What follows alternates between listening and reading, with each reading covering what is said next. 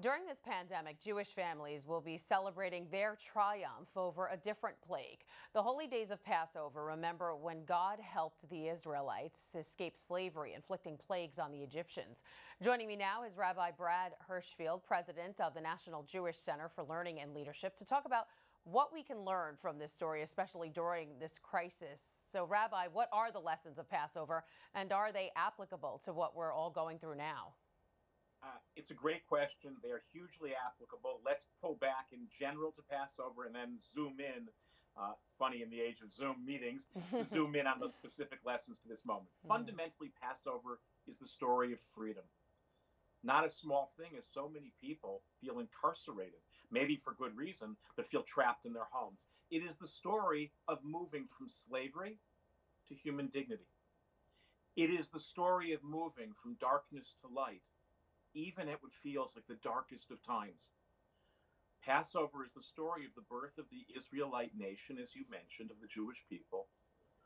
But even bigger, it's the story of people knowing that the world as we find it today is not the world as it needs to be always, and that better times are ahead of us, even if we can't fully see them from where we're seated in our homes at this moment.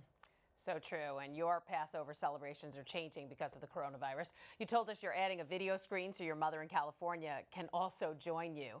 Many Jewish families and Catholic families, when we celebrate Easter, might do the same.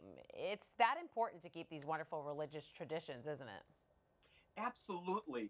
New moments, painful moments and joyful moments, give rise to great religious leadership saying, how do we respond?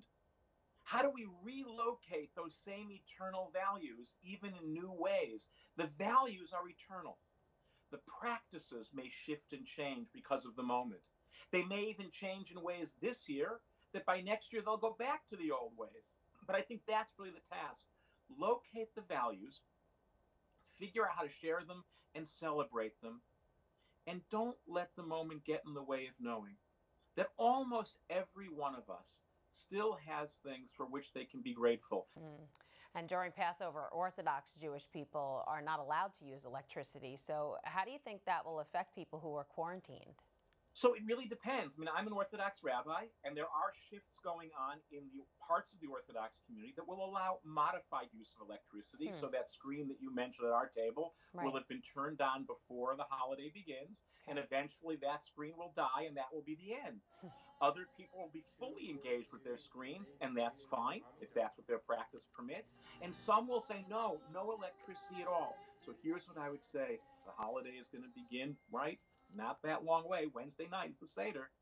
Reach out to people. Write down your thoughts. Share them in advance and tell them, don't read this now. But wherever you are Wednesday night, open these thoughts, open these messages, put up pictures, and know that we are with you in whatever way we can be. Wow, that's a great idea. And many are talking about how life after the coronavirus crisis will never be the same. There will be a new normal. How will faith help us make that transition? I tend to be among those who think there will be some kind of new normal. Ever is a long time. Things tend to change and then go back and then change some more.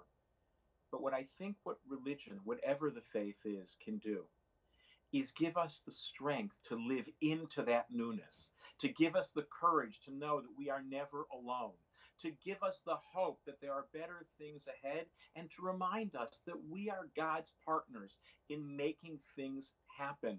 And that means that I also don't worry too much about that new normal. I worry about where we are now and what contribution each of us can make, not in some end time, whatever that might look like, but in this time. All right, Rabbi Brad Hirschfield, president of the National Jewish Center for Learning and Leadership. Thank you for joining us, and have a happy Passover.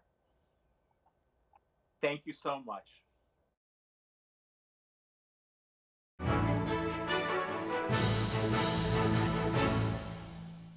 If you're watching Currents News on YouTube, be sure to hit the subscribe button and then click on the bell to get instant updates about all of our newest content, because we are putting your faith in the news.